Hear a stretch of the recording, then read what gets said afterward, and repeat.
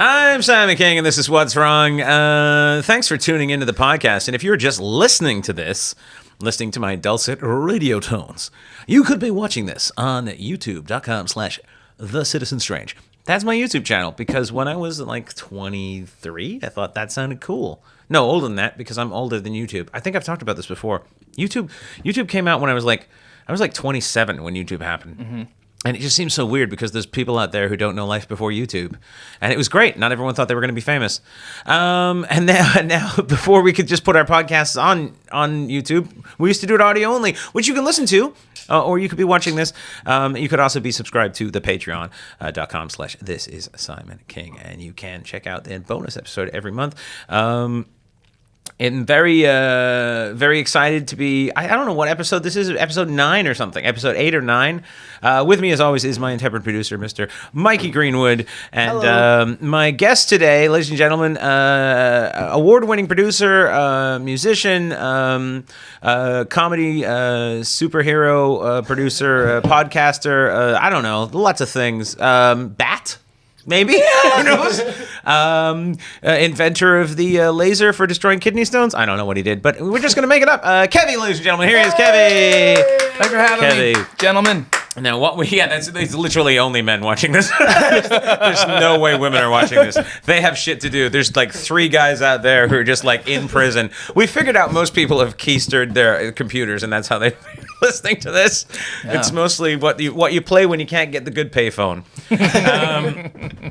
And so normally what we do off the top here is normally 3 times out of the 8 podcasts we've done, because I used to have the What's Wrong with Simon King podcast where it was just me, and there was no video, thankfully, because I went through a really weird fat face hair period. See also now.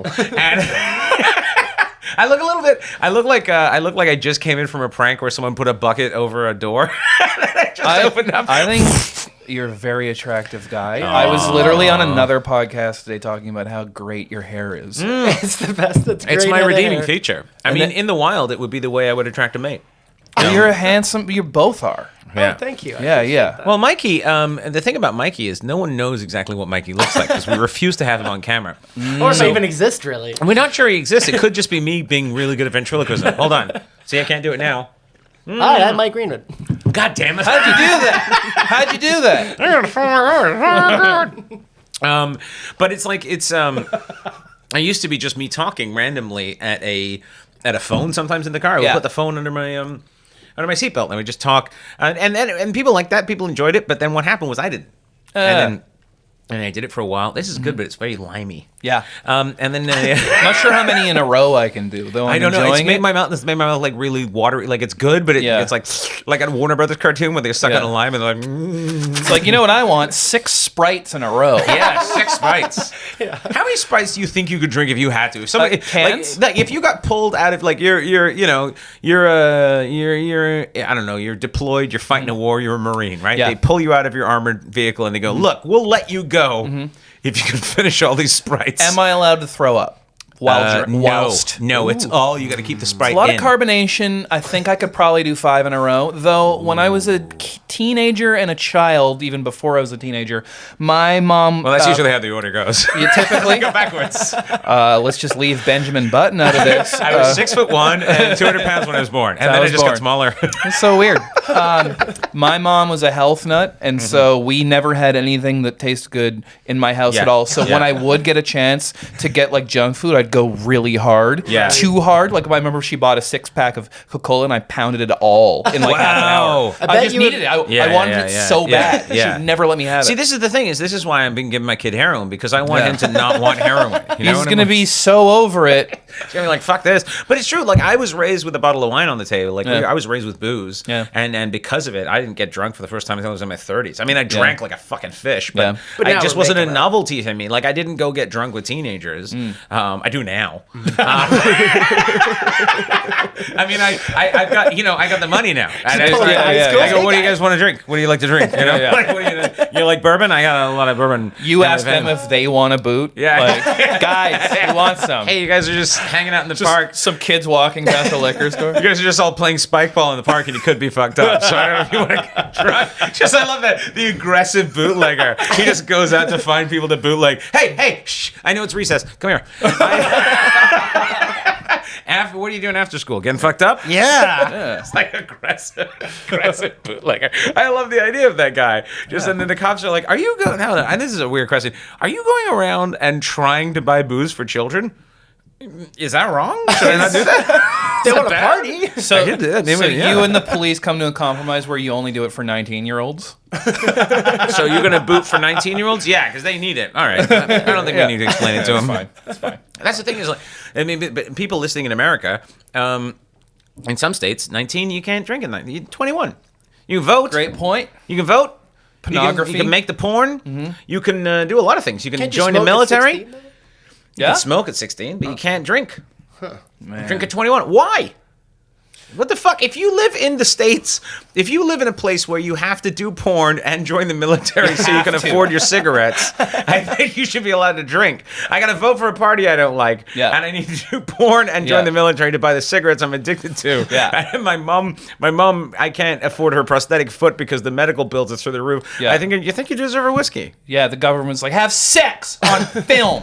Do it. Make dirty movies and then smoke the cigarettes. I don't know why they went smoking a It's an cigarette. Italian pornography director. Italian man, because I don't know. It's ran by Luigi. You smoke a cigarette, eh? Puff it puff. And then disappeared. Like, what the fuck was that? It's like an ad campaign from the 50s. Yeah. For continental taste, try Giuseppe's Tarless Tars. Hey, you like a cigarette, eh? Whoopity. You do an Estonian accent? Bro, my dick. Just Ari Matti. That's the only guy I know from Bro, my dick, bro. In Estonia, bro. Everyone talks. In Estonia, bro. My dick, bro. Are they all dudes out there? They're I all don't bro know. dudes? No, I only know one Estonian. That's a woman. Oh, that's fine. Yeah, she's hot. I only know one Estonian. Although Estonia sounds like a place Fred Flintstone lives. Yeah, doesn't it it? sounds made up. It Fred doesn't sound Flintstone real. lives in Estonia. Yeah. Like it's from Conan's from or something. There are pockets of Eastern Europe where things are still in the 90s. Yeah. And they have not changed. They refuse to true. change. It's true. And I think that's, because Dylan Rhyme had a joke about that. Is like, I think it was Croatia or something. He was like, yeah, we tried a smoking ban, but people didn't like it, so we just went back to smoking. It's like, well, fuck, if you're just going to do things people like. So. You know what's great? Like, I play in a band that tours quite a bit, and I've been through so much of Europe, but it's only for a few hours each place. So while I've been everywhere, I know nothing about it. Like, I spent a whole day in Hungary, Right. but it was on a battleship, What? and so I didn't get to like look around. It was so cool. We played on a battleship. Did you know about Hungarian I know battleships? about that battleship. Yeah. Was it in Budapest? Yeah. I love Budapest. So cool. So cool. Not that I'd know, because I didn't even look around. I was there for 3 days, one of which I was so drunk I couldn't even open my eyes. Really? I got so fucking drunk in Budapest, the most drunk I've ever been, because I had gone to Budapest, my newly pregnant wife at the time, and Hammered. My mother had visited. Yeah, she was fucked. And my mother was visiting. It was when I was living in London. My mother was visiting from England, from Canada. She was visiting from England when we were in London. It's weird. Anyway, she was visiting, and then I booked this gig. I had to go to Budapest, and they're like, and I was like, well, why don't I bring you guys with me? I'll just buy some plane tickets. Listen, and he's drinking. just done. He's like, fuck this. It's a walk-off. I was on a battleship, and you're talking about a pregnant lady getting drunk. I'm like, nah, it's not the same thing. Pregnant ladies on battleships. Especially She on didn't battleships. touch. She didn't touch a drop, which makes this even more. So my mom was there, and then I decided, like, instead of staying at the accommodations provided, which were really nice, this place called the Brody Studios, and it's this ruin bar. So it's these bombed out buildings from World War II, and then they put they put bars in and stuff. Yeah. And so instead of staying there, I got a little condo and we stayed there. So it was like my wife had the bedroom, my mom was sleeping in the living room. So that was the idea. So I went out to do my gig. And when I get to the venue, now I have not had a chance to do an hour-long set in a while because England, you don't get to do that, really. They're 20-minute sets. Oh, yeah, I love that. So my buddy's opening up for me. My buddy from England's opening up for me. We get there. The local guy is emceeing, and he's really great. And then they give me... So at this point, it's 3 Hungarian florins to every pound. So for every pound, it's like 3 florins. And they gave me I think it was like a 40-pound bar tab. And an ounce of alcohol is 2 florins. Wow. So you can do the math on this. So I had a bottle. pretty good. And of course, I hadn't had access to very much bourbon because it's not super common in the UK. So I had a bottle of wild turkey to myself and a solo cup. And my opener went out, and I was just in it. I was just fucking in it, right? And my opener went out, and the MC killed, the opener killed, and I knew it was gonna be one of those, and it sure was. It was so. I don't know where I went. It sure was fucking great. Turned Irish for a second. I'm drinking out of nowhere. I got fucking Irish. And I went out and I full bore Canadianed it. I just leaned so hard into the booze, but it didn't affect me on stage at all. Yeah. To the point where, and I drank 3/4 of a bottle of Wild Turkey by myself within an hour. Like it was an hour and a half. I was fucked. And then I got off stage and my opener said to me, This is how I didn't know you drank. He goes, you got paid, because they paid us cash. He goes, you got paid. He goes, you said goodbye to my wife or my girlfriend and I. He goes, and then you walked away, and he goes, you seemed sober. It was January. I walked outside. When the cold air hit me, it was just like, oh, you're fucked. I know this seems weird. I don't speak Hungarian. My cell phone didn't work there, and now I don't know where the apartment is. I have no fucking idea, and I have like 500 euros in my hand, like in my hand, and I'm just drunk. I'm sweating in the freezing cold. Drunk and lost in a country Yeah. you don't speak the language. So I'm wandering around now.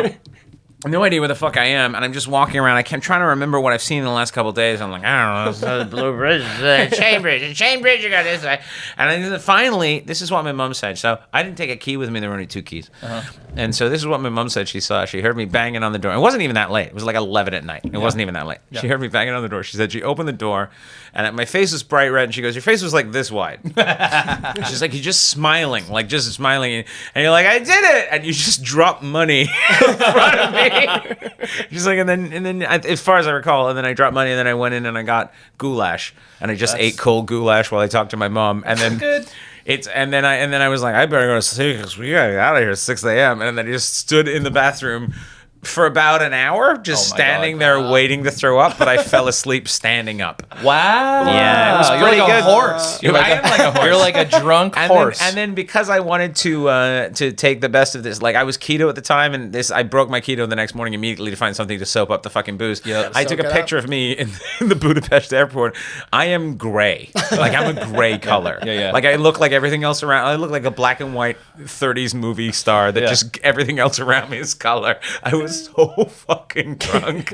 And then I came home like the next day and got a bunch of blood tests just for a physical. And Holy shit. I'm surprised my You're liver. like, sir, this is pure like Wild turkey. So you're gonna die. So yeah, How did you even do that? your liver results came back 80 proof. So, but no, apparently fine. I have a story like that. Here's the thing with being in a band that tours is it's not just on you to have stories like that. There's like 3 or 4 other people to have stories like that. So you get to witness other people do stuff like that. So if you're not living it, you can witness another person exactly. do a story. So my band Fake Shark, we were touring Germany.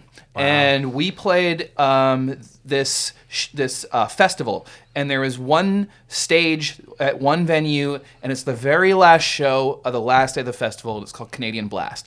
So it was us, Hannah Georges from Toronto, right. the Zolas from Vancouver, Oh, nice. and That's great. the Sheepdogs. Holy fuck! And then, that's a great lineup. And then Fake Shark was at the end. yeah. Okay. And so this is the last day of our tour. We're on at midnight, packed show.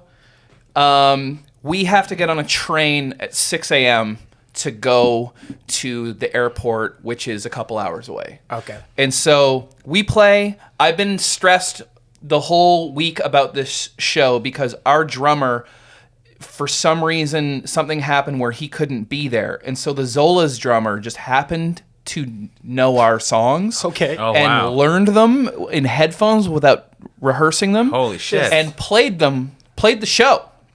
What? He's amazing. Cody, you're amazing. You're a genius. I don't even understand. How do you do that? Yeah. And our shit is technical. Like, we play along to backing tracks, so he had to have in-ear click track and all this stuff. So we do it. I'm relieved, and I've decided that I'm going to allow myself 2 beers on the patio outside the venue, and then I'm going to go to my hotel and go to bed because we have to get up in 4.5 hours to get on this train. Yeah. Right. So we finish. I'm sitting outside. I'm drinking a beer. Oddly enough, someone gave me an AC/DC beer. I don't even know why that's in Germany. Is that a beer? It's a beer. It is It now had for Angus this moment. Young on the side. So I'm Back sitting in there. blackout. Hey, I gotta go. Thanks, everybody. Sorry. That's why I came here. There we go. Stuff like that. So, and I'm sitting with the Zolas, and I'm, for the first time on this trip, taking a breath and enjoying myself.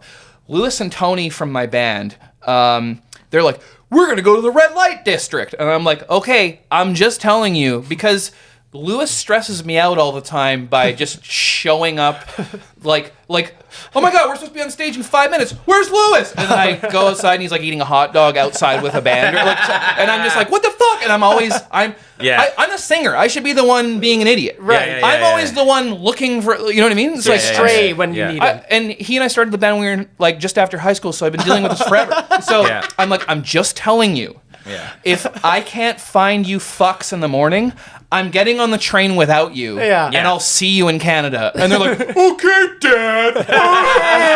So shitty about it. Yeah. And so I have my 2 drinks with Zach Gray from the Zolas, good friend of mine, and I bid fucking adieu, and I go to the hotel. I wake up in the morning, feel fine, go knock on Tony's door. He answers it. He's wearing a fez for some reason, and he's a black guy, so that's crazy. And he's hungover, but he's there. What is a fez? It's like it's like a rush. Shriners. You know the Shriners? Yeah. Okay. Yeah. It's like a plant pot. Like I pictured a Pez for some reason. Ren from Ren and He's wearing a Stimpy would Pez. wear one often with a house coat. There you go. Yeah. There's the reference that you understand. So then I'm like, great, Tony, see you in the lobby in 5 minutes. Go to Lou's door, knock, knock, knock. Nothing. It's shocking. No. So I'm not even mad. I just go back to Tony's door. I'm like, do you know where he went? And he's like, dude, I just like dropped him off in there half an hour ago. There's no way that he's not there. There's no way. Right. And I'm like, I don't know, dude, but I'm gonna leave in 3 minutes. Tony's like, no, wait. Goes down, gets the guy at the front desk. We come up. He unlocks Lou's door. He's not there. His luggage is everywhere. Cigarettes everywhere. He does not smoke. Oh. So I'm like, I don't care. See you later. And Tony's going, no. So I'm like, fuck it, man. I'm going. Like, I'm sorry. So we walk to this train station, and Tony's like, I can't believe. Blah, blah. I'm like, you can't believe? Yeah. You've been in this band for a while. You know this is how. So we get to the train station. And we're standing there and we're waiting for the train. And these 2 girls come up and they were like, oh, we saw your band last night. It was cool. And so we're talking to them and then whatever. And then we slowly get on the train and they're like, where's the rest of your band? I'm like, well, there's actually only one other guy and we don't know. Right. And then the door's shut and then start pulling away. And the one girl goes, is that him? And we see him come running he has so much luggage every time too. I bring a backpack. Like we toured China for 2 weeks. I brought a backpack. I just don't like worrying about my shit. I don't like carrying things. I don't even have an umbrella in Vancouver because I don't like carrying stuff. I'm the same way. Are you? I don't like carrying an umbrella at all. I'd rather get wet. I don't mind getting wet. It's not that dry bad. my hair under a fucking one of those Dyson hair dryers. It's not that bad getting that a little wet. Don't give a fuck. And also, tell you one thing. I hate when people have the umbrella and they go under the awning. Why do you get the awning? Fuck you. You made your choice. I'm the height that gets poked in the eyes by the spokes. Yeah. Fuck you for bringing that under there. So that's what's wrong this week. No, but that's absolutely fucking true. That drives me insane. It's really inconsiderate. Oh, fucking privilege. I digress. So I've been working on that. I am the guy with the umbrella under the awning. I apologize. I don't know where I'm carrying the umbrella stuff. I knew there was something we were opposed on ideologically. You got to collapse. I don't use umbrellas anymore. Don't go under the awning. I don't use umbrellas anymore. That's Bring back the poncho. Yeah. Bring back the poncho. Love the poncho. So I have a good Radiohead concert story about ponchos. I'll tell it later. So we start pulling away and we see him. And he just misses it. He just it started pulling away, and that's when he got there. And then I just saw him throw all those stuff on the ground, and I literally put my feet up and took a sip of my drink because that's how often that stuff happens with him. That and he's. To his credit, he's like, I know, like, you know. So we get to Vancouver, we get to the airport, and he's somehow already there. What? And once again, his luggage is open, and there's cigarettes everywhere. And I'm like, how did you do that? He's like, I flew here, I got a flight. And I'm like, what happened? He's like, I'll never tell you. And he never has. And that was 6 years ago. And you still don't know who those cigarettes belong to. I have no clue what happened.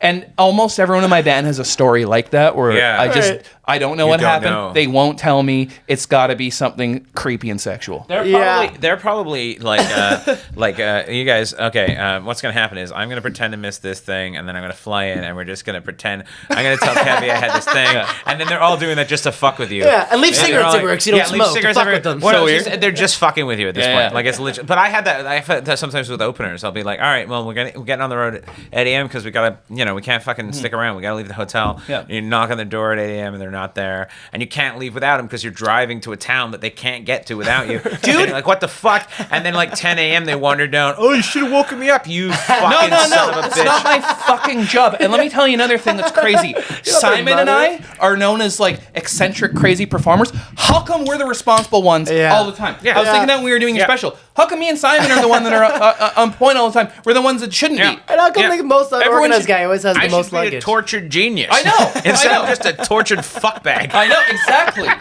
I'm stressed out all the time. Yeah. Me too. It's like one of those things where it's like being fastidious is fine unless you have to be fastidious for everyone. Yeah, exactly. And it just becomes this thing where it's like, because people rely and they go, well, Simon will He'll figure it out. It's like, fuck you. And also, it's like you're being punished for being like together and caring about your career. Like I used to get to shows. I still do. I mean, nowadays. With local shows, I roll in a little after because I'm like, look, I'm not on until 10 p.m. I'm not getting there at 8. Yeah. Like, I mean, fair is fair. I don't want to. I'm at that point now where I don't want to sit through that. Fair enough. But for my entire career, I pretty much did. I would always get to the venue half an hour before the show. Yeah. If I say to them I'll be there at 8:45 and it looks like it'll be 8:55, I send them a fucking text message or I message them and be like, just so you know, nobody cares. Well, it's just but considerate. I do it because it's just professionalism. Yeah. Because if you're there putting on the show and someone's not there, it's stressful. Exactly. And you wouldn't want to do that. Other people just don't seem to give a shit, and you're like, hang on a second, man. Like, you're on the poster. I don't know if you're coming. Yeah. So like, what the fuck? Oh man, yeah, that drives me bananas. And I'm the same way with like. I just look at details that don't get done, and then people go, well, just don't do it, and other people will learn. Yeah, but they learn on my dime in terms of time and money or whatever it is. I know, and then I can't have that. And then for some reason it attaches itself to your reputation, and also I have a feeling you're like me this way too. You can't just watch something fail. No, I can't. I can't just fucking. You know what I mean? Yeah. I'm trying to with this, and it's not working. Mikey is keeping it alive. I keep saying to him every episode, I'm like, that's got to be the last one, right? He's like, actually, the numbers are good. I'm like, fuck! Oh my god. One day, I quit my union job is because no one was willing to put the effort, and then I would compensate, and everyone's like, "Why don't you just do nothing?" I'm like, I can't just sit there. No, everything just fucking burns. I can't do it. I can't. It's just not. I can't feel like I didn't try. Yeah. You know. I mean, I these days I will actually take weekends off because I lose my mind. Like, dude, I have like. Let me. Can I tell you something about my day? Yeah, let's okay. Please. So check this out. So this morning I wake up. I'm typically my cat wakes me up at 7 a.m., which is really annoying. It must be what having a child is like, exactly like that, like no different. Cats, babies, same thing. Kids don't shit in a box anymore. Okay, all right. I mean, they're not supposed to. Point taken. Legally, he doesn't. Yeah, sometimes you have to leave the house for 12 hours and they gotta go somewhere. They feed themselves. Babies. His name is Magic Mew. So anyway, so he loves Simon. He fucking loves Simon. We get along real well. Huh? Pokemon reference? Mew? No, Magic Johnson, and then also I called him Mew. Nicknames. So this morning, I woke up. He's Magic Johnson because the obvious. Yeah. He's good at basketball. He's dying of AIDS. Sorry. See, HIV. See, it never got to AIDS. It never got to AIDS. Exactly. I'm sorry. Yeah. So ignorant. I used to have this joke. I'm like, how do you have HIV for that long and not get that sick? I guess you have one Magic Johnson. So stupid. Okay, so I think your stupid jokes are better than anything I've written. So I woke up. I'm opening with that next week. I woke up to, and this is often how my days will start, a frantic text, which was, oh my God, I know I told you tomorrow was the day you're going to do Darcy and Jane's podcast, but it's today. And that I had 20 minutes to get there. And so that's... At 7 a.m.? No, so Magic woke me at 7. This is at 9. Oh. So... Who the fuck does a podcast at 9:30 in the morning? How dare they? This is midnight. So I quickly I was like... So many of my days start that way where I'm like, oh, fuck! And then I get it together, and I I Uber there, and on the Uber, I'm sure you do this too, although I don't think you Uber, but I use Ubers as a time to work and do emails. Yeah. I'm a cab guy, but I do that. Yeah. So I'm doing that because I also am the GM for Comedy Here Often, which is the label that Simon releases Amazing Special through and his album. And then I have 2 bands and whatever. So I have lots of things. And so I'm in the Uber, and the Uber driver keeps trying to talk to me. He's trying to talk to me. He's like, it's crazy, the weather, whatever. And I'm like, I'll try to be nice. I'm like, yeah, it's so true. And he's looking at me, and then he's driving, and then we're trying to do my thing. And then we get to Main and Hastings, and I notice he's now just focusing on the road because there's a lot of traffic. And he's in the right lane to go right on Hastings, and there's a guy behind us trying to get into this lane, and he smashes into us. We got a fucking car accident this morning. And the way it happened, I heard it crunch, and I screamed. And so did the driver. We were both like, ah! And then, and the guy pretended it didn't happen. You guys are serious looking just there. Yeah, he pretended it didn't happen, and he just drove next to us. This guy. And it scared me and the driver. Thanks for letting me in. It moved the car. It moved our car. Wow. Yeah. And me. Can I say what kind of car were you in? Big car, small car? Oh, it was like a Civic kind of car. And so me and the driver are both like can't believe that it happened. I've never been in a car accident. And so Oh, really? Yeah. It's so fun. So we're both like, "Oh my god." And then furthermore, the guy's pretending it didn't happen, and we're looking at him, and he's doing the Bill Burr arm on the headstand thing. And the driver of my car is so spooked that he can't find the handle to get out of his car. He's forgotten how to open And the so door. I go, it's there. It's right. I'm pointing to the, and then he's like, oh, thanks. And then he gets out. He's got an escape room he's traveling around. Yeah. And then, dude, he taps on the guy's window, and the guy pretends he doesn't see us and drove away. And so I see the license plate number, and I'm reciting it out loud. I'm like, 543. I'm like yelling it over and over and over again. Yeah. And then he gets back in, and we laughed because it was so shocking that you're not going to get away with this. Yeah. And then we just drove to the studio, And then you had to work. We're laughing, and he's like, my car's all fucked up. Like we're like laughing kind of, and I'm like, I know, and he pretended he didn't see us. And then I had to do Darcy and Jane's podcast, and I came in, my hand was like shaking, and then Darcy started picking up with the crazy energy, and then Dan Duval, who's like the producer of that, he said nothing. Like my crazy energy and Darcy and Jane, we all did it, and it shut everyone else down because I was like out of my mind all day, including now. Well, I mean, That's why I wanted this. Well, thanks for coming to this podcast. I feel bad that we're going to chuck you out the window at the end of it. I deserve it.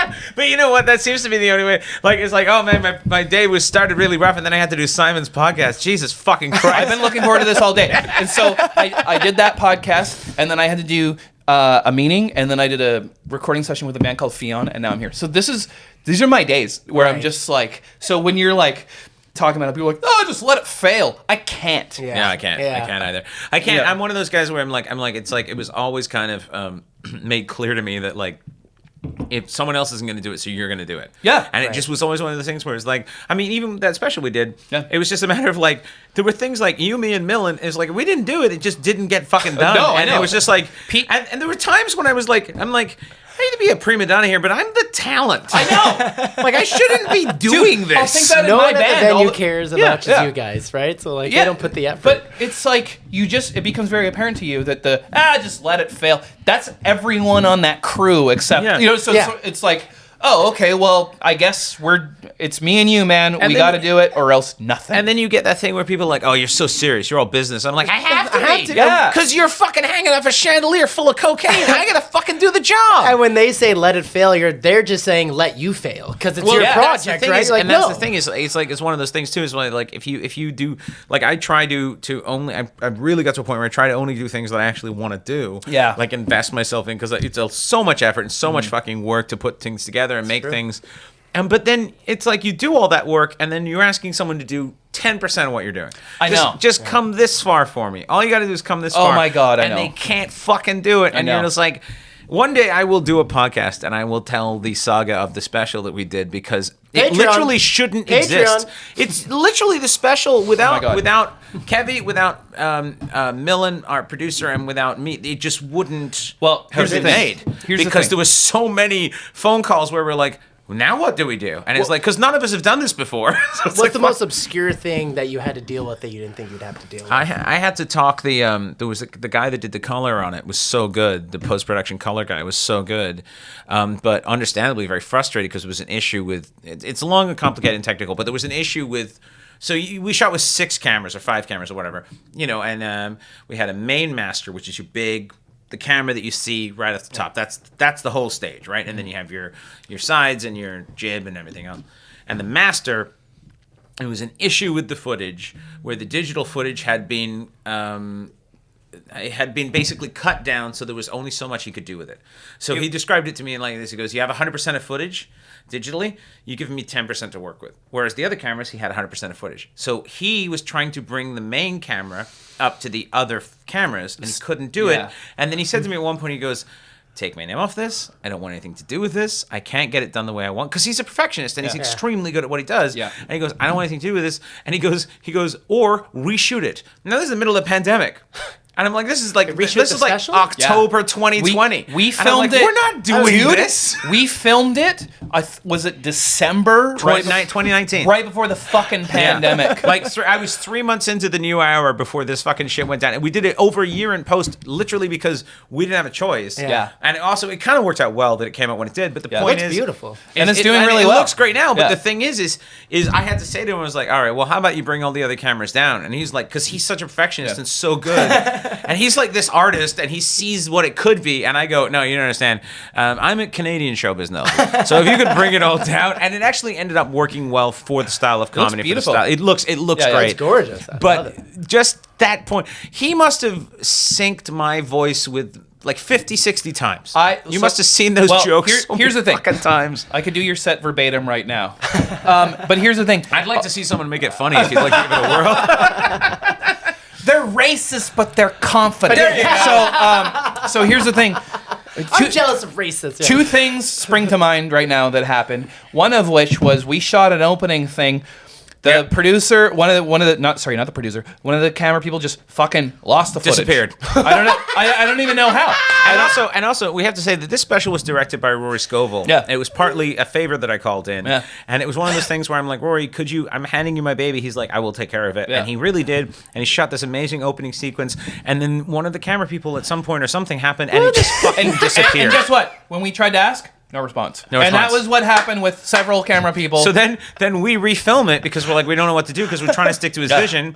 And then we reshoot it. But it's now 8 months later, and it's the fucking spring because we shot this in the winter. And we're like, this is fucked. Yeah. And then understandably, Rory's like, but this isn't what I shot. And I was like, we should take it away. I'm sorry for fucking, because he did such he's such an incredible director. And it was, I don't know if it was his first project or one of his first projects, but it's incredible eye, so good, had such a vision. He totally picked out all that scene and made it all up. And then we fucked up, and then we're like, let's try and fix it, just like the fucking Three Stooges building a house. Jesus Christ. Well, here's the other thing, too, is that somewhere along the line... The guy just lost the footage. I know. Just gone. The problems that happen are ones you couldn't conceive. Answer. No answers, no apologies. And you can't plan for that. Apology. You don't like, all right, what are some like things we can plan for troubles, like troubleshoot in advance. Like, you don't plan for a guy just to lose the fucking footage. I know. That's insane to me. And then, so something along the line. It's just a dude like, it's gone, bro. Yeah, it's gone, man. Something along the line. I'm dropping into some powder later. went wrong with importing the audio. Oh yeah. And so I literally had to rebuild all the audio. Yeah. And I would get 10 seconds here and then realize, they cut to the other show because we did 2 shows. Right. Yeah. So I'd have to go find that bit from the other show, drag it in. I told Pedro, the audio engineer at 604, what I was doing, and he teared up. Yeah. He was like, oh my, it took me 2 months. It's so much, and then that's the other thing too, and that's partly because Millen, who produced it, who runs a great label called Macaw Records as well, and he's a fantastic producer and so supportive and everything. He also edited for us. And he edited as a favor to me, basically. But Millen is fastidious like I am. Right. We're very picky. Because I couldn't fly to Toronto and be in a room and edit, Pandemic. I was literally going through every angle. So there's like 5 cameras, 6 cameras, every show. So you got to think that's 12. So each camera you got to watch. Each camera I got to watch, and then I go through every one, and I make pencil written out notes, and then I go through and I type them out, and I send them to Millen, and then he makes. So we probably made, I don't know how many, because we mostly use the Late Show, but there were certain, like there was one word that's better from this angle, and because Millen and I are both fucking ridiculous, we're like, it's got to be that angle, and the amount of times we went back and forth, we're like, it sucks, but it's 3 words, and it's got to be the jib. It's like, fuck, got to be the jib. And it looks the way it does because everyone on it works so fucking hard. I know. But every time we did that, it fucked him over. So it would just change one thing, and then so I'd have to go in and find the other thing, and then the way it works is like, because it's an hour, I wouldn't know when I'm selecting this thing, and it's accidentally selecting a thing over here, so move it too, and then it'd be fuck. Yeah. So I was losing. I literally like sat there several times, just like watch Simon's mouth, all the way, not blinking for an hour, and then be like, notice one thing, like fuck, and then fix it, back, and then you came over an ADSR thing, and then I use the same mic as from the show, and then I gotta mix it, and it's weird. It's like, oh, it's a little reverby. Okay, I'll add reverb to it. It's weird, and then like, oh my god, and then so it just at a certain point, like at a certain point, I got not even sad if they were like, hey, it's out of sync here. Be like, okay, well, this is my life right now. So I'll just fix it. This is what I do now. Yeah, there's nothing I can do. Same way, I was getting to the point where I was just answering phone calls, go, what else is wrong? And I'd be like, and also, I mean, you may not know, watching this at home, you may not know much about the comedy business. This is not something, I should not be involved at all, other than the edit, which is fair enough. I ask for edit control, that's what I do, but because I like to control that part of it. But there comes a point when I should just be like, these are the cuts I want, goodbye. And that's not how it works at all. I know. And then even to the day when we were actually premiering it, I'm in the camp, and I hadn't slept. I was so exhausted. So I decide twice, 2 months out of the year, for some fucking dumb reason, I stopped drinking. And it's January and October. I don't know why. I'm not doing it again. It's so dumb. I just do it. I don't know why I do it. I actually eat more and gain weight because I don't fucking. I'm thinking, oh, this will be healthy. It's not fucking healthy at all. It's stupid. I'm just eating chips and being like, I'm doing good. Anyway, so I fucking. You just gotta do it to prove to your friends and close ones you're not an alcoholic. But they know I'm not an alcoholic because I'd be dead by now. And they kind of want me to be an alcoholic because they'd be like, he'd be more fun and he'd be less weird. And so I hadn't drunk for like a month, so I had not had my alcohol tolerance had just disappeared, which is a good sign because I guess it means your liver's working. But the point is, it fucking disappeared. So we're working really hard to get this fucking special up. It gets uploaded, but it doesn't get uploaded till late in the day. So that's drama in the morning. We're trying to get it on. We don't know what's happening. It's going on. Finally it goes up. We're ready to go. It's going to be premiered at 8 p.m. that night. Mm-hmm. Yes, fucking awesome. Rad. I'm in the cab on the way there. There's something wrong with the quality. Why is it coming out we shot this at 4K for a reason, and it's coming out at 360 DPI. It's premiered right now. I'm on the phone as I walk into the premiere party. I'm like literally putting out a fire. I'm like, all right, calm down. All right, here's what's going to happen. And then I talk to the other guy, our person running the social media side. I'm talking to him about it. I'm like, all right, here's what's going to happen. And he's like, don't worry about it. It'll render. It's just taking a long time. I'm like, fuck. And then all these people are like, we want to hang out with you. And I'm like, I can't fucking hang out with you. I want to die. And you got to be friendly to the people there for the premiere. And then the whole time I was there, all I was doing, I just couldn't get off the hamster wheel. And then I just drank and drank and drank. Oh my God. And this is why it's funny. Friends of ours, I'm sure you know, who aren't in the entertainment industry be like, well, your job must just be fun. Oh, no, it's a fucking... it's not. It's... Hey, touring, it's like a vacation, right? Fuck you.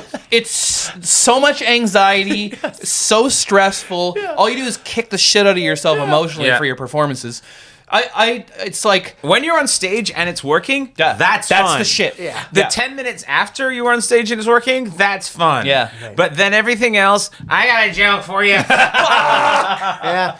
And even leading up when it's going, even if it goes well, you're still ready and on needles because you're anticipating a fucking problem. And the thing is, you honestly don't even know when it's going to go well. At least with stand-up, you don't know. So you'll be like, I know these jokes worked really well on the show I did last night or the early show. I have no fucking clue what's going to happen. And then you're 3 minutes in, you go, oh, great, this is going to suck. This is fucking great. And I'm here for an hour. So this is great. Music is like that too, though, because it's weird. You will be like, this room's packed. This is going to be crazy. And then they're just weird. And it's like, what? clapping off. What happened? Like, So what's a weird music? Like, I guess they're just not into it. If they're not listening, do you take it personally? like or? it's funny. The worst show I think I've ever played was a completely packed show on Prince Edward Island, and I don't know what it was. It was a club dance crowd. So they would be dancing, right? But I'd be talking and they wouldn't even hear me. Like, and so the great thing about being in a band is you can just start playing with each other. And so you can just look at each other and be like, well, this sucks, and then we could I just face them. Practice now. Yeah. That's the thing that sucks about stand-up is you can't do that.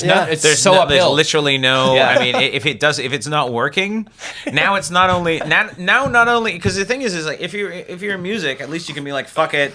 It's just let's just play it. Like, we're in a session or whatever. Let's just fucking get through it. Right. Yeah. But as a stand-up, if it's not working, now you're like, now these jokes don't work. Like everything's like all of a sudden you're actually undoing the tapestry. You spent a year weaving this hour together, and now you're just pulling it apart. And it's gonna take you 3 weeks. It's like negative reviews are always more important than get spread more than good reviews. And so in your head, you're like you doing a negative review, you're acting like that joke doesn't fucking work. You pull that out, and then you're afraid to do it for 3 weeks. It's like, I've been thinking about that because like my band has a music video that's doing like quite well on YouTube, and so we get comments every day. What's the name of it? It's called Loser. Sweet. And so it will it's be a really good song, by the way. You should listen to Loser by Fake Shark. You should listen to Fake Shark's catalog. Take a break. Give you a second. Hold on. And we're back. You should go and listen to Fake Shark's catalog. And Fake Shark's got a Twitter and an Instagram, right? Of course, yeah. Okay. Well, he's not going to say what it is. We follow you, so he's not going to. I follow you too, but I follow a lot of things. I also follow a thing called Air Cooled Targas. So like, it's at Fake Shark. At Fake Shark. There you go. At Fake Shark. Yeah. And at Air Cooled Targas if you want to check them out. It's really cool little vintage Porsches. What did you say? Air Cooled Targets? Air Cooled Targas. It's old vintage Porsches from the 70s. Oh, okay, very cool. I'm a weird human. I'll tell you a good Instagram account is Fred Durst from Limp Bizkit. All he does is post pictures of old what's the car that just has the wood paneling on the side? Oh, Ford Woody wagons. Yeah, he just posts those. He collects them and loves them. I kind of like that. So before we that's a question. It's like say you're an aged rock star. So now you're retired, and I'm talking like you're 65, 70 years old, retired. You've made your money. You made your Margaritaville cash. Yeah. You nice don't Buffett reference. Like he's super rich, and you no longer need to promote any band or anything. It doesn't matter. People are coming around this. What do you use your social media for? You've got to reach. Say you got 1 million followers. Oh God, I would just delete it.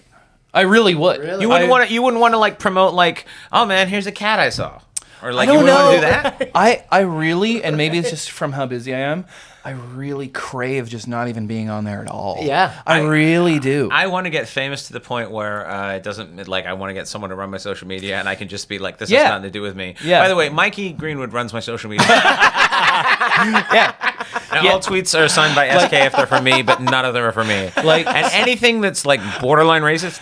After midnight, it gets dicey. His views. He likes to be edgy. He's a real Dice Clay fan. And he brings it all up. He goes, they shouldn't be allowed to vote. I was told to stand out, I need to be more edgy, so I push it. Oh my God. Edgy Greenwood. I found out something really cool about Andrew Dice Clay that I really didn't expect, which is that he... from what I hear from different comics who've worked at Comedy Store, which is where he always is, he's really actually obsessed with absurdity in a way that I had no idea. For instance... I like that. Yeah. For instance, he always shoplifts from the airport a bottle of water and then throws it in the garbage just because he can. Because fuck them. And then also another thing is... That's hilarious. If someone asks for a photo... Throws at the ball, fuck you! Yeah. If someone asks for a photo with him at Comedy Store... Every doorman there knows to angle the camera so he's not in the shot. That's hilarious. So That's hilarious. Oh, I like that. Another thing he did, and I think this is funny, but I could understand if people found this offensive. He likes he has his assistant is a woman, and their thing is that they do a bit where he's shitty to her, and then she's subservient to him publicly. So he'll be like, "You fucking idiot!" like yelling at her, and she'll be like, "I'm sorry, Dice, I tried," and that's their thing. And he was doing that to her in front of this group of people that were very clearly lesbians. So he's doing it, yelling at them, yelling at her. She leaves, and then he turns to them and he went, "Chicks, you dudes know what I'm talking about." Oh my God. How funny would it be to the chick too? Like she just goes with Andrew Dice Clay to the Comedy Store to get like She's verbally assistant. assaulted. And we talked about this on That's one of her duties. and we talked about this on another podcast. Is becoming so engulfed by your character. Yeah, because he's been Andrew Dice Clay since like '87 or whatever. It started as a character, the Dice Man, wasn't it? He started as the Dice Man. He's just become that, and then you just have a second life. Because if he's been that character for 35 years, that's who he is now. Yeah. You know what I mean? Like, what's he like at home? Does he have like the fucking weightlifting gloves and no sleeves? Like, how does that fucking work? I think he does. I mean, it's funny because I'm friends with Tom Green. Yeah. I grew up loving Tom Legend. Green. But I will see people just yell stuff at him. Oh, sorry. No, leave it. No. Leave it there. I want people to see it. I dropped it for a reason. Yeah. So anyway, Rory Scovel directed my special. Like I was saying to my buddy, Mr. Clean. I don't know anyone famous. You do. You know someone famous. I'm right here, buddy. Hey. But with Tom Green, people just yell his quotes to him. Yeah. And it's just easier for him to just do it back and then move along. Yeah. No, I get that. Yes, I get that. kinda. But he's not really playing a character. No. Like he's just kind of who he is. Yeah. Like there's certain people that like they just become that character. Yeah. And you just start to like I always wonder about Sam Kinison whether that was more character than not. But I hear he was a bit of a hellion, so maybe that wasn't. He had severe head trauma. And then it changed his personality, is what I heard. That's what happened to Roseanne. Yeah, she had she had like a hood ornament in her fucking head. Yeah, he got hit by a car too. Yeah. And because he was a priest first. He was a preacher. So you're saying if I jump in front of your Uber, I could be funnier. That's all you're saying. Get a head injury and I'll make I like the idea of getting hit and getting up and banging on the window. The guy ignores me. You know what's so funny? I can't remember the letter F. Am I fucking funny now? Hey, I remembered it. I've heard comedians who got into Sam Kinison when he started complain about his later years. Thank you so much.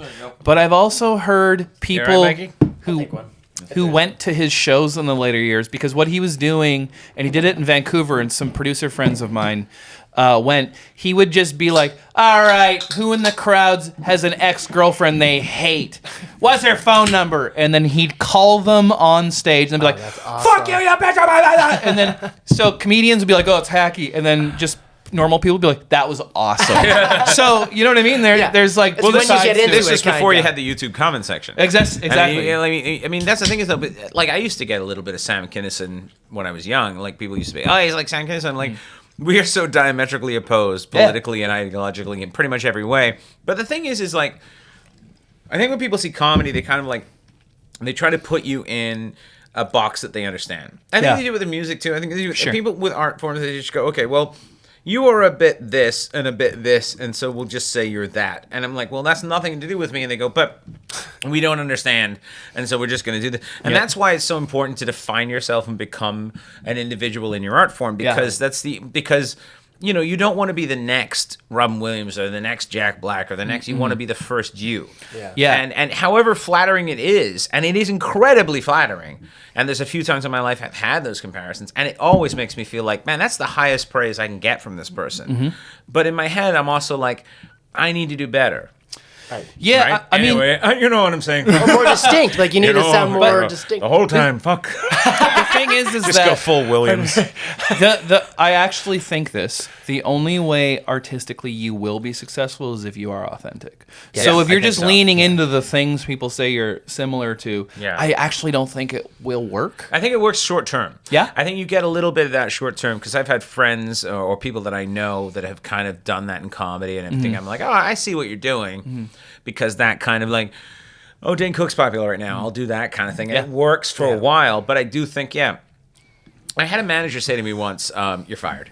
And I was like, what? And I was like, I don't understand. And he's like, you got to put your dick away. And I was like, I don't want, that's my thing. I fucking do it. I have a feeling comedians in the future will become very famous for this. No, but he said to me once, he goes, sometimes it's hard to be a big, heavy stone because it takes a while to get rolling. But when you start rolling, you become unstoppable. Wow. He goes, but the pebbles will always move. And he goes, and the idea is that like the bigger you get, the more more difficult you are to start moving, ultimately the bigger you will be. Yeah. Right. But but sometimes you have to accept you might be too hard to get moving, but you don't know. Yeah. And so you just kind of keep trying your thing. Like, I have a small fan base. They're all under 3 foot tall, and they're all mostly marmosets. But I do have a small fan base. But the fan base I have are very loyal, and they're very, very good. And they're the people I'm proud to call fans. And it's funny because every so often I'll do something, and someone who previously may have thought of themselves as a fan will be like, I don't agree with that. And we're like, well, this is what I do. Yeah. And if you can't get on board with it, that's cool, but this is not for you. That's fine. I always said it's like the most popular ice cream flavor in the world is vanilla, which is great, but vanilla's everywhere, and there's always different versions. The least popular thing is like Tiger Tail. Be Tiger Tail. Because the people that want it fucking want it, right? Yeah. And be that. And so it's like, I think there's always value in being unique and authentic. It's And interesting. there's always value in that. Yeah, just in the comedy scene, because I'm always like adjacent to it. I'm not a comedian, but I'm around it a lot. You were one of the only comedians who actually have a fan base, and most, Both people. but I mean most But have any fan comedians. base. But my parents are in their 70s now, so for who knows how long. Dude, like small bands will have fan bases sometimes.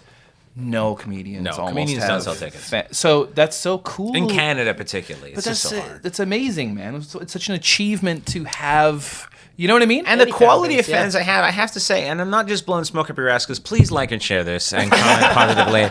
But I'm such a fan, I became a producer of you. There you go. Yeah, well, you keep honestly, watching, guys. It You'll was replace raining me. outside. I had the keys to the studio. And you're like, can I come inside for a bit? And I'm like, yeah, just can you operate a Zoom? And then it just became weird. And it was just like, I brought him in because I was scared for him, you know? He was out there in the wild world. He was just going to get picked up by some pimp. It's not going to work well. And but I do think that like it is like not a huge fan base, but the quality of fan that I have, they're people I want to hang out with a lot of time. Like I'll meet them after shows sometimes, and you know, you'll play a show of like 80 people, and 40 of them will know who the fuck you are. That's amazing. And out of that, 10 of them will talk to you afterwards, and you talk to them afterwards, and you're like, oh, you're a really fucking cool. Yeah. You're a fucking bush pilot. Like, I want to talk to you. Yeah, you're not And he's gonna have "Yeah, I any listen to your douchebags." podcast when I'm up in the sky. I was like, tell me more about the yeah. sky. I know. You know? I love that shit. I feel the same way. Like it's funny. Like maybe it's just from being in the entertainment industry for a while now. Yeah. I'm so much more impressed by people who do jobs that actually matter. Right. You know? Totally. I just had that with You know my what I mean? fiance because I was obsessing with running a show. It was taking over her life. She was being very helpful. I'm like, oh yeah, you're an ER nurse.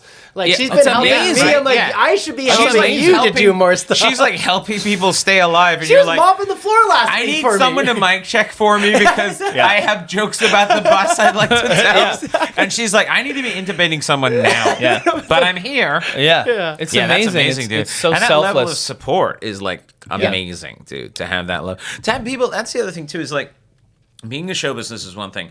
Being around people in show business is so hard because it's such a singular. I mean, the problem with show business is this: is most of the time, unless you're Ashton Kutcher, you have to really spend a lot of time. I mean, he was like day 3 in LA and he got that 70 He's show. I was like, gorgeous and he had comedic timing. It was fair only going to enough, happen. fair enough. But I was going to say, it's like basically, I mean, there's so much luck involved in show business, but take that out of it. Mm-hmm. It's not just the luck. It's being ready when the luck happens, right? Mm-hmm. And problem is particularly for comedians too, being ready when the luck happens takes fucking 25 years. Yeah. I mean, so many comedians don't really make it until they're older because it's years of just getting kicked in the fucking face and being like, all right, and sticking around, and that is exhausting for you and the people around you. And I think that's why a lot of comedians, I mean, I was so tired before COVID happened. I didn't know how I was going to keep going. I mean, honestly, quite frankly, COVID's a terrible thing, and I wish it hadn't happened, honestly. But there are parts of me that I'm like, it probably saved my career. Well, the road, I was the so BC tired. guys have to do so much road work. So I It's have to admit, insane. I loved it. I loved it. I Well, you're just a fan wrapped. of upper respiratory illness. I love you when like all people of it. Bronchitis, pleurisy, you love it. I love it. Did you get COVID? And we get COVID? I had it twice. Oh, shut He up. liked it so much he went back. He went for Back to seconds. the well. He had the original, the Cron. He's heading for the BA too. Right before, He's collecting them all. like the last They're like outing, pogs. the last outing I did socially was Shirley Gnomes record release party for the record that I Love Shirley produced. Gnome. Me too. Love her. Langley Fine Arts alumni. So check out Shirley Gnome, by the way. If you're listening to this, check it out. She's so funny. I produced her record. It was just me and her that did pretty much everything on that record. Yeah. And I was producing this singer, Michaela Slinger's record also. And I was so burnt, and I was flying around doing one-offs with my band Fake Shark. I was so burnt that I would literally be like, we'd be in the studio, and be like, let's do one more take of that. Okay, I'll be right back. I said, I'll be right back. And I just go outside and go like this. Yeah. And it would feel really good, and I'd just be like... I call it warrior pose. Did you ever see the Fighter Fest documentary?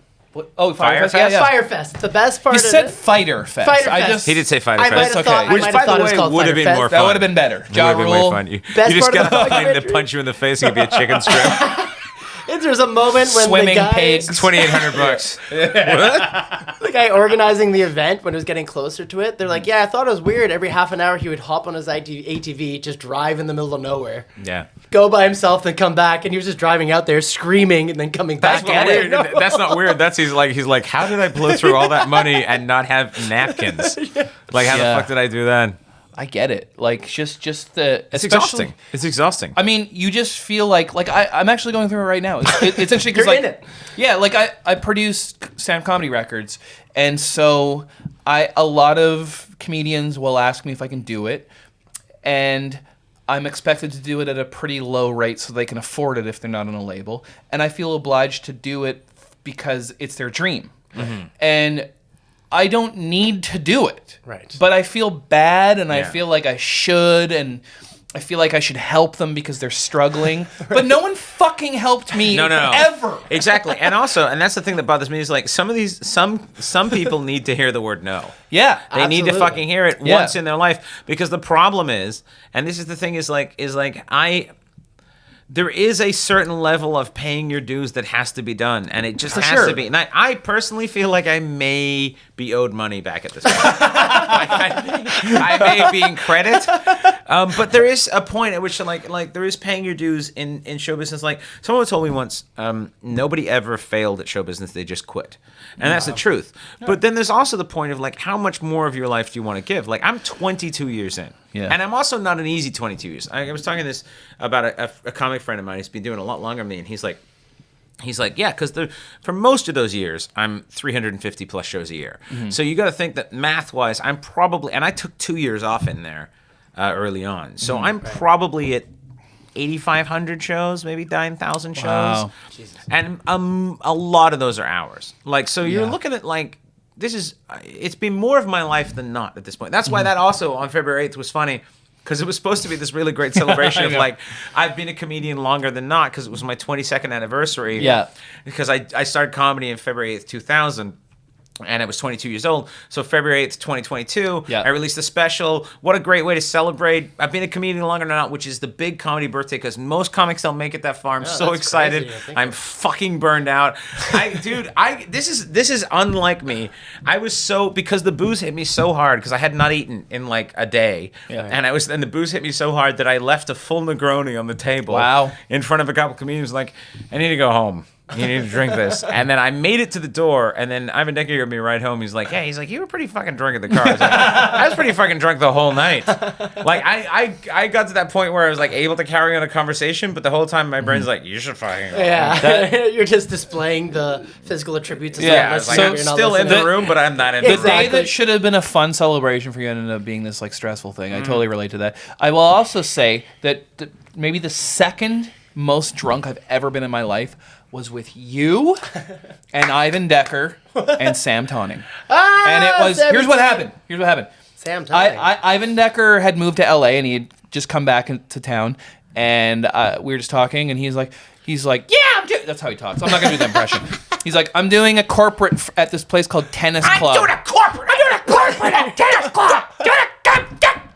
He's kind of like Bill Burr. A little bit. A little bit. He won't like to hear that. Actually, he's not. He's not. We're just fucking He's with an him. amazing comedian. So I went to hang out with him there. Do you know Tennis Club? Do you know the place? It's like Jericho Tennis Club? Yeah. Yes. Yeah. I used to be a member. Yeah. Oh, really? Yeah. So they had a comedy show. They'll let anybody in. And the lineup was him, Danica, and Sean McDonnell. and none of them drink. And so there was just all this beer, and so I had it. And then after Ivan was like, Sam and Simon are at Two Parrots. Do you want to go with me? And Great dive bar, by the way. If you're ever in Vancouver, go to the Two Parrots. Don't look in the kitchen. Yeah. But go to the Two Parrots. Get a redneck combo. Tell them I sent you. They won't know who I am, but tell you anyway. Great jukebox. Great jukebox. And Great so jukebox, there's a photo of that night, and my one eye is going this way, and my other one's going. Got the And I was bedridden for almost 2 days after that. I think you were fine fine with the king. I don't know. It's funny. Like I will. Like with you, I've had this, and with Dylan Reimer, and then Dylan Reimer's like, I thought you were a rock star. It's like, I don't know why he can do so many shots. I don't get it. Dylan can just Oh well, drink. I mean, the thing with Dylan is he has a quado, right? And he feeds the. It feels like quado. his liver is just like, yeah, just go. Dylan Reimer and I did a gig together once. And we were in some small town fucking thing, and I had fucked up I have this thing that happens occasionally where I get this like fucked up Achilles tendon thing. Oh, ouch. It doesn't happen a lot, but it happens, and it makes me hobble around like an idiot. And the only way to really deal with it is to take a shit ton of Advil or drink a bottle of whiskey. And I mean, I was working, so I was like, well, I'm gonna take a whiskey. And it was a terrible gig. They were really nice people. Yeah. Not the audience, the people that ran the place, but. And the gig, the sound system didn't work. They had me in a weird little bar. There was 200 people in the bar and 80 people in the showroom. And then the problem is the 120 people in the bar wanted to make more noise than I did. And I refused to accept that. Yeah. And the mic broke. And I was like, fuck it, we'll do it live. And I did. And Hello, Dylan right. Reimer, he's like, I've never seen anyone kick water up a hill and win before. But the thing is, they gave us $100 tab each. I ended up owing $90. Because I drank $190 worth of booze, and Dylan was about the same. Like it was one of those ones where we drank so much, we just drank so much, and I don't know how the fuck he wasn't drunk. Yeah, he He's a doesn't. robot. He holds it. He holds doesn't. it totally. I've drank with him so much, and actually that's not true. I just did his record in Ottawa, and we started talking movie trivia after, which is his kryptonite. He knows everything. And he's like, there's a point where he's like, The Lost Boys is underrated. Yeah. Kiefer Sutherland. Like he was slurring, and I was fine. I was like, whoa, tables have turned. Yeah. No, but that's the thing is like the problem with being a comedian too is like that basically.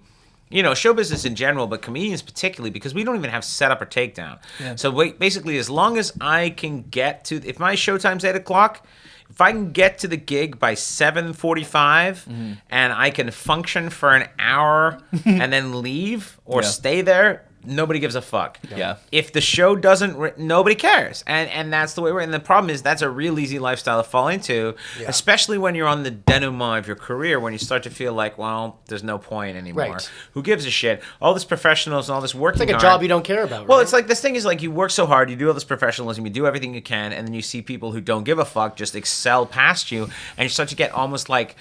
You almost self-destroy yourself. You destroy yourself out of bitterness. Yeah. You're like, I'm angry. Resentments, I'm angry at where I ended up. I'm angry at myself for being so weak that I did the thing everyone expected of me without ever questioning it. And you're like, it's my fault.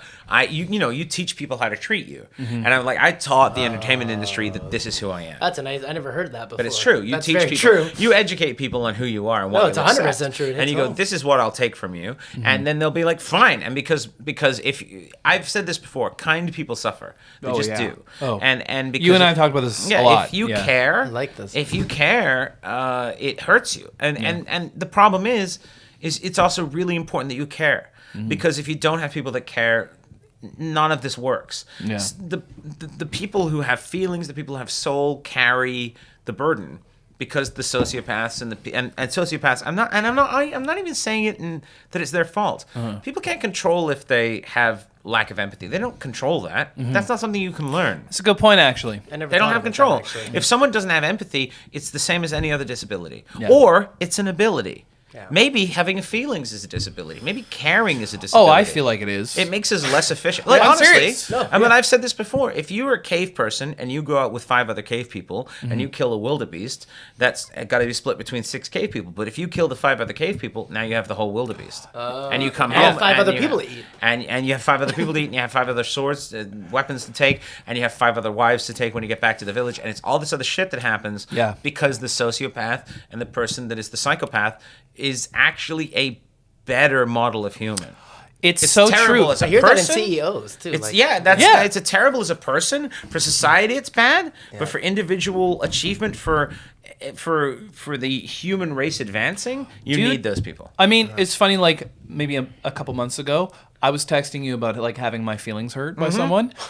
At the time, I had a top 10 hit. Yeah. I'm on Billboard. I should be like, suck my dick. No, but you don't feel like instead, that. I'm just like, oh man, feelings got hurt. they're really. It's so funny. It's because too That's emotional. kind of what probably makes you a level-headed person, because you're not letting your accomplishments change how. my accomplishments feel like nothing. right. But and that matter mindset. You'll keep what it accomplishing. And the thing is I believe that as a comedian, at least for the kind of comedy I want to do, humility is a necessary baggage that you carry. Oh, of course. Because without humility, because I always believe that, like, it's fine to be preaching, it's fine, but if you say you people instead of we are, Yeah. you disconnect yourself from the crowd. Totally. You can never elevate yourself above everyone else. Always assume your audience is smarter than you, or at least as smart as you, and always assume that you are coming in at the same level as them.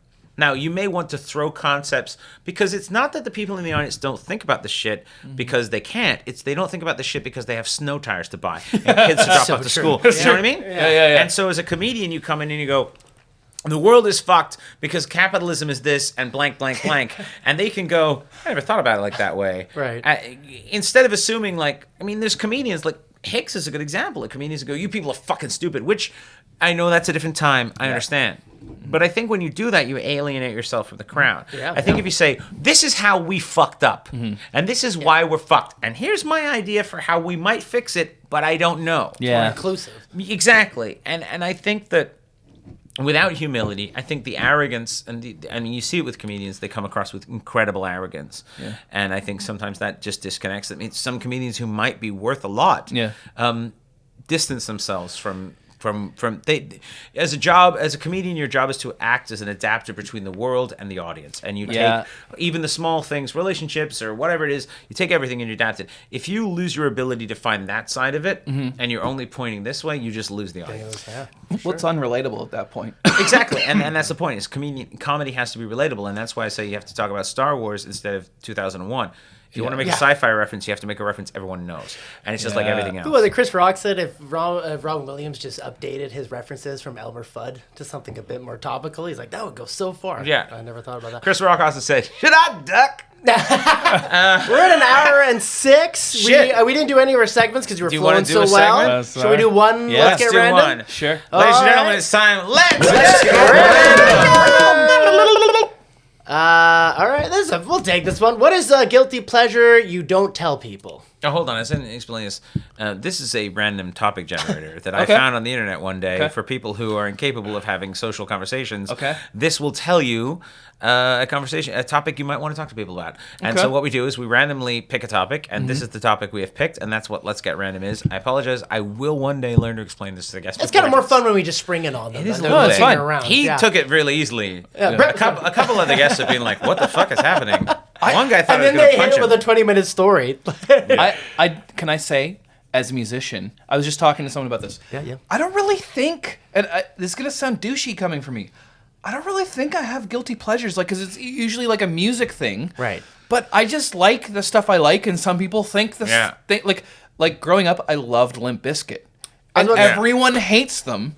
But there's something there for me. That one album was dope, dude. I think that's 3 fair. albums. But Okay. it's just like this goth friend of mine was like, "Oh, I like," because I wrote on a couple Carly Rae Jepsen records. She was like, "Oh, it's guilty pleasure." I'm like, "Just like it. If like you're it. at the concert dancing, no one's gonna be like, what's that goth bitch doing?" You know what's a Everyone's guilty like, "That's pleasure? Awesome. Heroin. That's a guilty That is. pleasure. That is. Yeah. Hey, I like to drink in the morning.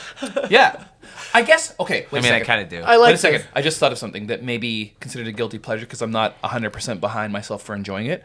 I really like rom-coms. Okay. I love Holy rom-coms. shit! We had Dave Harris on this podcast a little while ago, and he said, Sorry. I feel like. Sorry. I'll suck your dick. Just kidding. I feel like. Who's the guy taking it? Wait a second. like, and but he was like, yeah, that's his guilty pleasure, and it's like because I don't know whether it's a dude thing that you're not allowed to like rom-coms, but I like rom-coms once in a while. Not all of them. Yeah. I mean, I don't like all of them. Like Interview with a Vampire was a bit weird, but like, Dude, mostly I good. loved that as a kid and didn't realize it was super homoerotic till like this year. I haven't really been seen it again. Yeah, there's a part where Tom Cruise and Brad Pitt are literally hugging, flying around. Oh yeah. Yeah. Oh yeah. Yeah. That's I've never hot. seen Just it. hearing I never about saw it. I for some I reason. hate Kirsten Dunst. Do you? She's kidding. She's 11 in that movie, you monster. That's exactly why I hate her. I thought I'd lean to the camera and be like, I fucking hate her. Especially when she's I hate- 11. Older Yeah. Kirsten Dunst is fine. Young Kirsten Dunst will fucking die. I don't know. Would that be weird if that's the thing I hate? It's like, wow, he's really weirdly committed to that. I'm trying, because it's funny, because it's like, also, I've seen Insane Clown Posse like 7 times in concert. ICP. It's ICP? so fun to go every time. Is there the Gigolo? There's a Juggalo? Juggalo. Juggalo. There How we go. dare you. There we go. But here's Sorry. the thing. Gigolo's totally different. Gigolo. concept. Yeah. I interviewed them once for Ion Magazine, which is like a fashion magazine, Cool. and I've gotten free tickets ever since. And I love bringing people What's to the it. cola that they drink? Fago. Faggo. Whoa, Gold. whoa. What? They have their own cola? No, it's a discount Detroit, Detroit soda, soda. and they just spray it all over the crowd. Fago, cola, and soda. I gotta say, it's the funnest show because everyone there has a hard time connecting with people, and now they're all in the same room Yeah. with Yeah. a common thing. Yeah. And then the band is really nice. Yeah. And then it's just silly. Yeah, they're really nice dudes. It's- And what's that Bobcat Goldthwait story about working their concert? He did? He got booked. I think it was he got booked to work the Juggalos convention, Yeah. whatever Yeah. it is. Gathering the Juggalos. Imagine He just like fucking, I think it was him. I'm almost positive it was him. And then he like after the show, and they loved him. They fucking loved him. And after the show, they put him in a golf cart to take him to his trailer. Yeah, that's how, yeah. And as he's in the trailer, the golf cart's just hitting people. It's just like fucking hitting Juggalos. Get out of the way, Juggalos. Just bang. And Yeah. then they get to the trailer, and they're like, here's your cash. And it's a garbage bag full Yeah, of money. that's right. But being him, it's got to be like 20, 30 grand at least. Yeah. And so they chuck him this garbage bag of money. He's like, what do I do with this? And they're like, that's your money. Have a great whatever you time. And they fucking leave. And then he has to drive out of there in a golf cart holding a garbage bag full of money. And the security's like, Scrooge that's McDuck. cool. That's fine. I gotta tell you, I met Bobcat once. I blew his mind. Okay. I wanna I meet was that so dude. proud I like of that myself dude. for this. That's it. I knew his girlfriend at the time, and we were gonna go see Patton Oswalt, and I love Patton Oswalt. And I was like, "Who's opening?"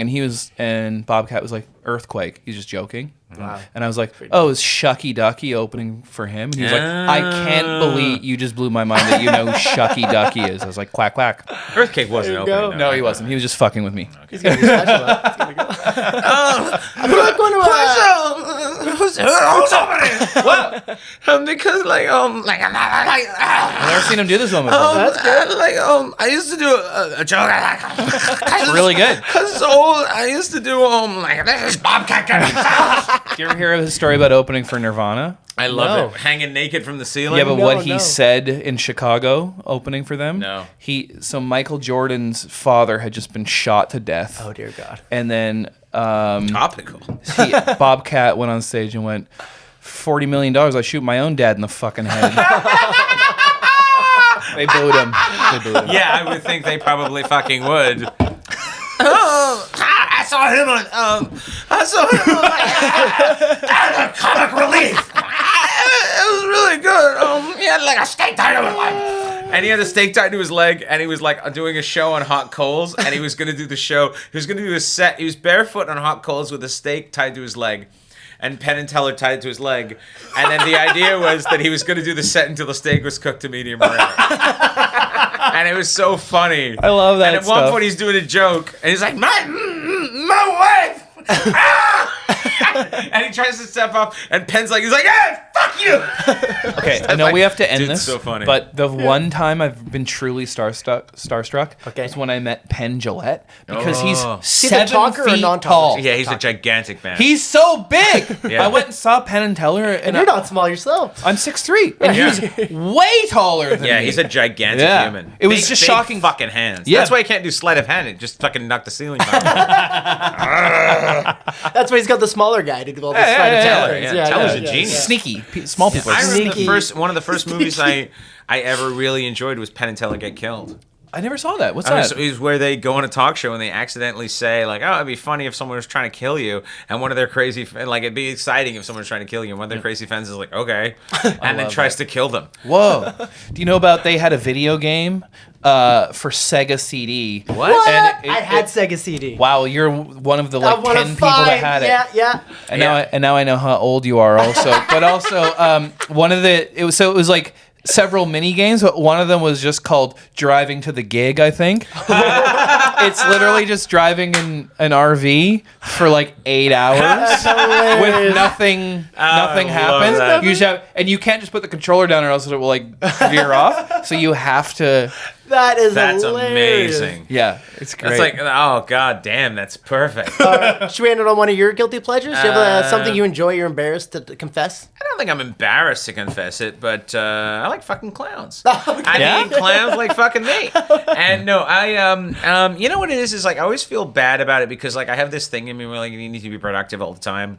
Yeah. And I have a video game on my phone that I play. I have a couple video games on my phone, but mostly, and I only play on my phone because my lovely lady friend got me a PlayStation or Xbox PlayStation a few years ago, and I never play that because like I gotta plug things in and everything, and it's so stupid of me. But I play on my phone.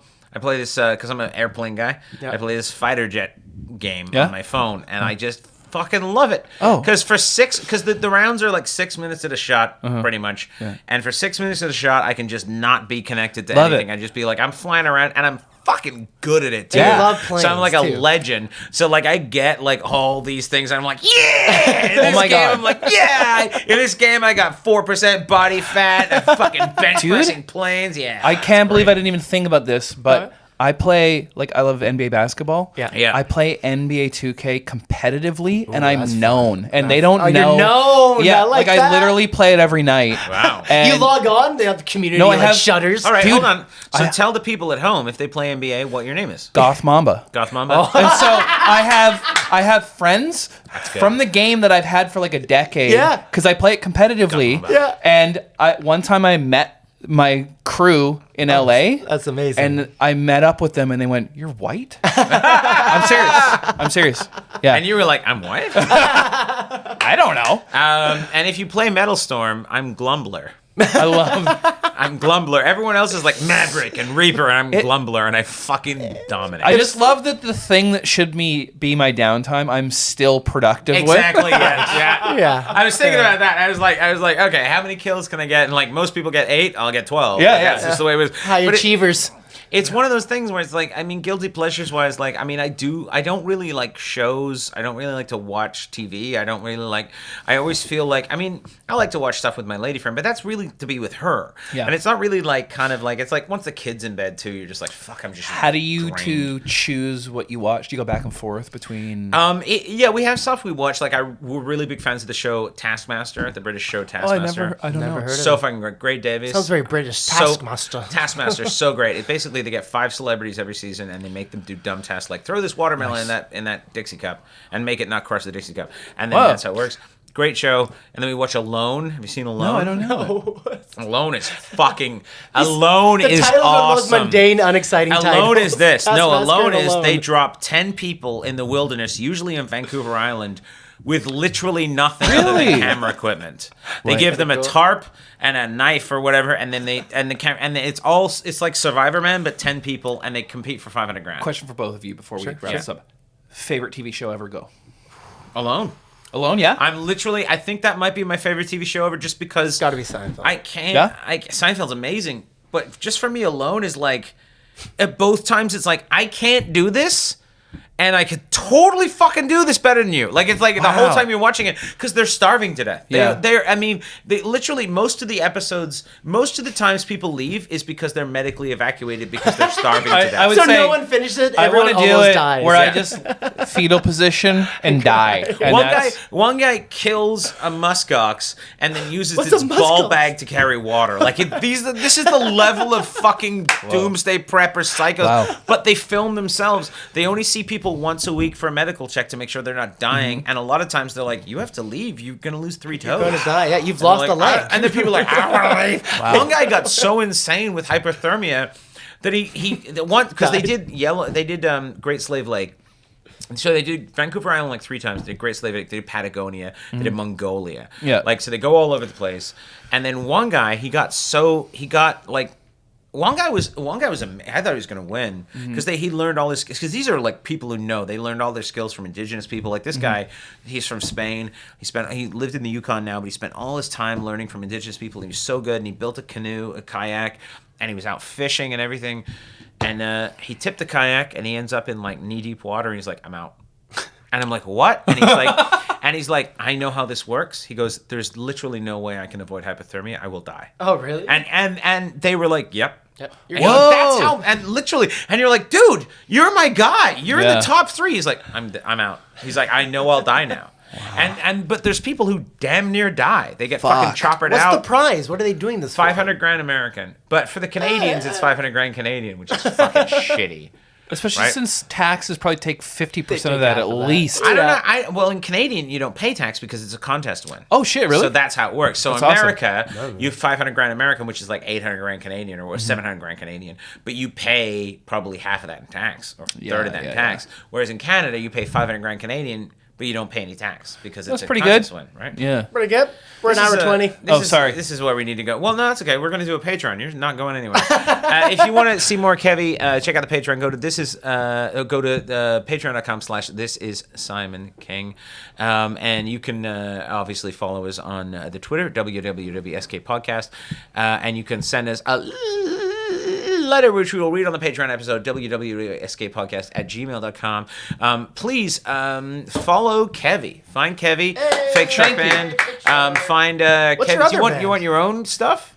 Yeah. So Dr. Kevvy on Instagram, Kevvy on Twitter, at Fake Shark on both of those things, and I also play in another band called Billy Howardale, which is members of A Perfect Circle, 9 Inch Nails, and Devo. Kevvy also did the sound on my special, so the reason it sounds good is because of him. Otherwise, I think it's my best sounding. It's thing. Amazing. It sounds really great. Really, for all the comedy I've done, I think it's my best sounding. I really, it wouldn't exist without Kevvy. So make sure you throw some love and support his way. And Mikey, do you want to promo anything? No, I'm good. This is why I like Mikey. He's very low maintenance. Because he has nothing. I'm nothing. So one more time, thank you, Mikey Greenwood. My erstwhile, not erstwhile, no, hold on, what am I calling it? Erstwhile is when I get drunk and I say you're fired. Yeah. It's my Just call me erstwhile from now on. Intrepid producer erstwhile. Mikey Greenwood and our guest, the wonderful Kevvy. Ladies and gentlemen, my name is Simon King, and that's what's wrong this week.